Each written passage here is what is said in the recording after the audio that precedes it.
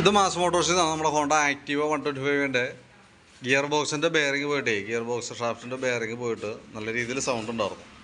അപ്പോൾ നമ്മളത് ക്ലിയർ ചെയ്യാൻ വേണ്ടിയിട്ട് അയച്ചിട്ടുണ്ട്. അപ്പോൾ നിലവിൽ സംഭവിച്ചതെന്ന് വെച്ചാൽ ഇതിൻ്റെ ഈ സൈഡിൽ ബ്രീത്തർ പൈപ്പ് ഓൾറെഡി ഉണ്ടായില്ല. അപ്പോൾ അതിൻ്റെ ഉള്ളിൽ കൂടെ വെള്ളത്തിൻ്റെ അംശം ഇറങ്ങിയിട്ടാണ് ബെയറിങ് കംപ്ലയിൻറ്റ് വന്നിരുന്നത്. ഈ വീലുകൾക്കെല്ലാം തന്നെ തേയ്മാനമുണ്ട്.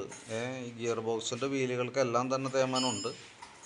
പക്ഷെ നമുക്ക് ഇപ്പോഴത്തെ ഒരു പ്രോബ്ലം എന്ന് പറഞ്ഞാൽ ഓടിക്കാൻ പറ്റാത്തൊരു കണ്ടീഷനിലേക്കുള്ളൊരു ജെർക്കിങ്ങാണ് വരിക. അത് കുറയും, പക്ഷേ ജെർക്കിങ് സൗണ്ട് ഉണ്ടാവും, ഒരു മൂളിച്ച സൗണ്ട് കാണിക്കും. അത് മാറണമെന്നുണ്ടെങ്കിൽ നമുക്ക് ഗിയർ വീലുകൾ സെറ്റ് മാറേണ്ടി വരും കേട്ടോ. അപ്പോൾ തൽക്കാലം നമുക്കൊരു പണി ചെയ്യാം. ഗിയർ ബോക്സിൻ്റെ ബെയറിങ്ങുകൾ, അതായത് 6 ബെയറിങ് വരാം, ആ ബെയറിങ് സെറ്റപ്പാടി ഫുള്ള് മാറ്റാം. ഗിയർ ബോക്സിൻ്റെ ഷാഫ്റ്റ് ബെയറിങ്ങിൻ്റെ മാറ്റണം. അതേപോലെ തന്നെ ബാക്കിലേക്ക് വരുന്ന വീലുകളുടെ, അതായത് വെള്ളത്തിൻ്റെ അംശം ഉണ്ടായിരുന്നു ഇതിനകത്ത്.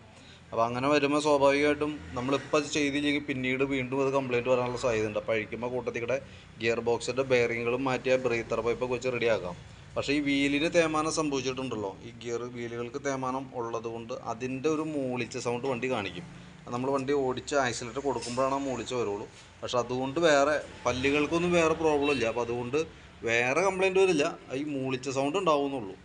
നേരെ മറിച്ച് നമുക്ക് മൂളിച്ച ഉണ്ടാവരുത്, സ്മൂത്ത് ആവണമെന്നുണ്ടെങ്കിൽ ഗിയർ വീലുകൾ കൂടി മാറ്റി വെക്കുന്നതായിരിക്കും കുറച്ചുകൂടി ബെറ്റർ. അത് നമുക്ക് ഒരല്പം കോസ്റ്റ്ലി ആയിരിക്കും കേട്ടോ. അപ്പോൾ നോക്കിയിട്ടൊന്ന് പറഞ്ഞേക്കാം. എന്തായാലും നമുക്ക് ഇതിൻ്റെ ആവശ്യമുള്ളൂ ശരിക്കും പറഞ്ഞാൽ. ഈ രീതിയിൽ ചെയ്താലും മതി. കാരണം എന്ന് വെച്ചാൽ പല്ലുകൾ ടീത്തിനൊന്നും സംഭവിച്ചിട്ടൊന്നുമില്ല. ടീത്തിന് അത്ര ഓവറായിട്ടുള്ള തേയ്മാനമല്ല. ബേസിക്കലി ഈ സൈഡ് നോക്കുമ്പോൾ ആ പല്ലുകൾ വന്നേണ ഭാഗത്ത് തേയ്മാനം ഉണ്ടെന്ന് മാത്രം.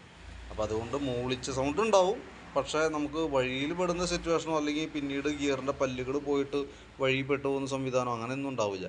മൂളിച്ചുണ്ടാവുന്നുള്ളൂ. അപ്പോൾ നമുക്ക് ആ രീതിയിൽ ക്ലോസ് ചെയ്യാം കേട്ടോ. അല്ലെങ്കിൽ എല്ലാം കൂടി വരുമ്പോൾ നമുക്ക് ഒരുപാട് എമൗണ്ട് വരും. അപ്പോൾ നമുക്കിനിയിപ്പോൾ ഇതൊക്കെ നമുക്ക് വെൽഡ് ചെയ്ത് കഴിക്കണം. ഇതൊക്കെ അതിനകത്ത് തുരുമ്പൊടിച്ച് ടൈറ്റായിട്ടിരിക്കുകയാണ്. ആ ബെയറിങ്ങളൊക്കെ ഇതേപോലെ കൊണ്ടുപോയിട്ട് വെൽഡ് ചെയ്തിട്ട് വേണം അഴിച്ചെടുക്കാനായിട്ട്. ഈ കവർമേത്തെയും എല്ലാം അഴിച്ചളയും. അപ്പോൾ വർക്ക് കംപ്ലീറ്റ് ആയി കഴിയുമ്പോൾ ഞാൻ കോൺടാക്ട് ചെയ്യാം കേട്ടോ.